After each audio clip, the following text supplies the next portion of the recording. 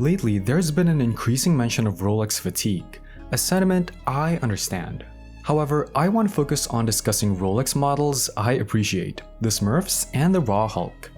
Over the last decade, the Rolex Submariner series has gained extra appeal with the introduction of the 116619 LB, or Smurfs, and the 116610 LV, or Hulk. To simplify, I'll refer to them as the Smurfs and the Hulk rather than using their full reference numbers. Initially, when examining these watches at a surface level, they adhere closely to the standard Submariner date models worldwide.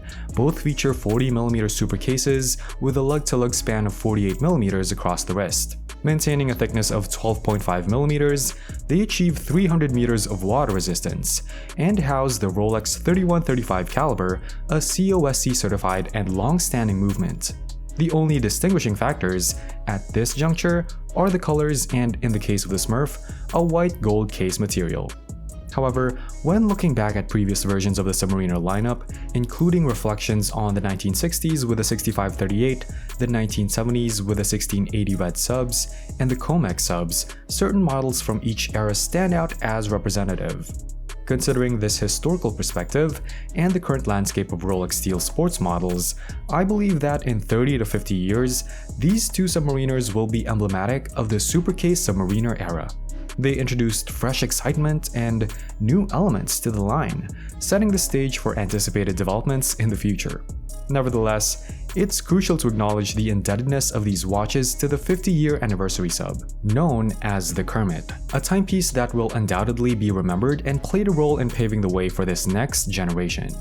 The Smurf. With the emergence of the new GMT Master 2s during the middle of the 2000s, the spotlight at the Baselworld 2008 event was fixated on the potential introduction of a fresh Submariner.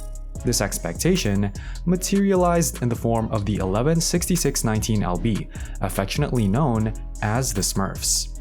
This particular timepiece marked several significant milestones for the Submariner series. One of the standout features was the utilization of an 18-karat white gold supercase, specially crafted to endure continuous wear without the need for replating.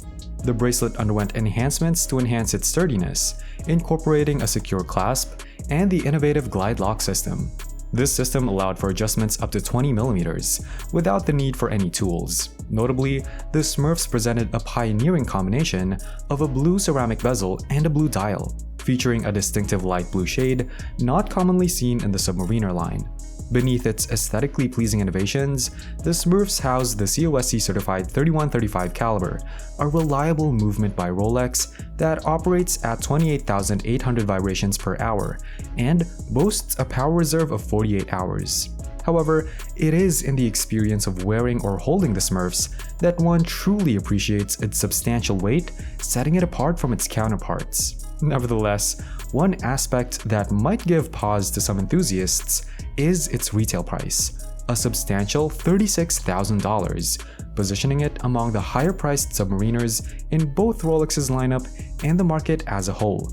Despite being a personal favorite, the realization of its cost compared to other stainless steel counterparts is undeniable. Nonetheless, the Smurfs command admiration and has successfully demonstrated to both Rolex and onlookers that there is a thriving market for high-end offerings, particularly when exploring stainless steel releases. The timepiece stands as a testament to the allure of luxury and innovation in the world of watches. The Hulk. In the wake of the Smurfs' debut in 2008, Rolex had plans to introduce yet another Submariner, this time crafted from stainless steel and boasting a vibrant colored dial and bezel.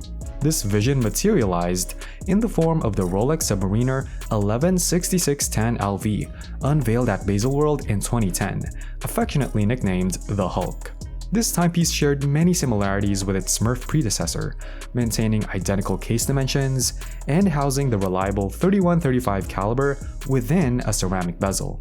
The distinctive feature of the Hulk was its captivating green color scheme, particularly evident in its all-green sunburst dial.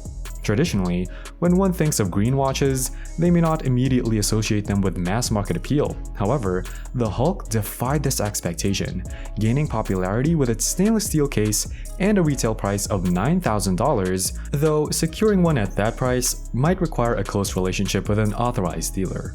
This timepiece highlights the current trend and demand for diversity, introducing vibrant colors into the Submariner range. Some enthusiasts argue that the Hulk took inspiration from the successful formulas of its predecessors, the Smurfs and the Kermit, created in previous years. It incorporated the ceramic innovation and touch of color introduced by the Smurfs, along with the enduring stainless steel case of the Kermit, resulting in the creation of a quintessential statement piece within the stainless steel Submariner lineup. The Hulk and the Smurfs share many similar characteristics, with a few key distinctions lying in the sunburst finish and the case material. The Smurfs feature standard Mercedes hands and utilize chromolite luminescence, renowned for being one of the best in providing luminosity.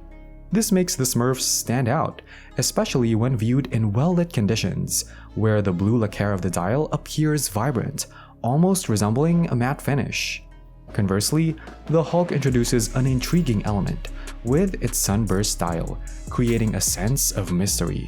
In certain lighting situations, the dial exhibits an incandescent reflection, interacting with the sunburst finish to capture attention.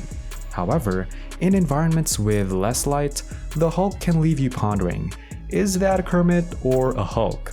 The dial has the ability to transition to a dark, almost black appearance, adding an element of ambiguity. This unique situational effect on the dials contributes to the watch's allure, sparking curiosity and prompting questions among enthusiasts.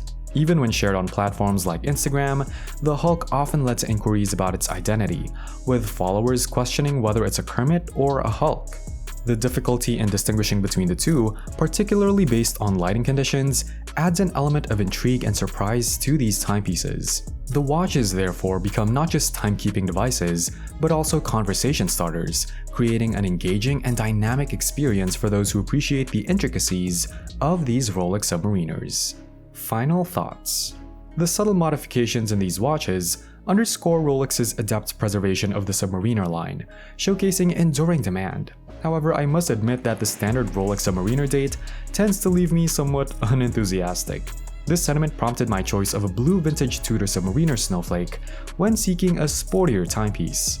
While the Submariner's design is ubiquitous, found in millions, homages, and replicas, its prevalence becomes apparent only when you transition being a remote watch enthusiast.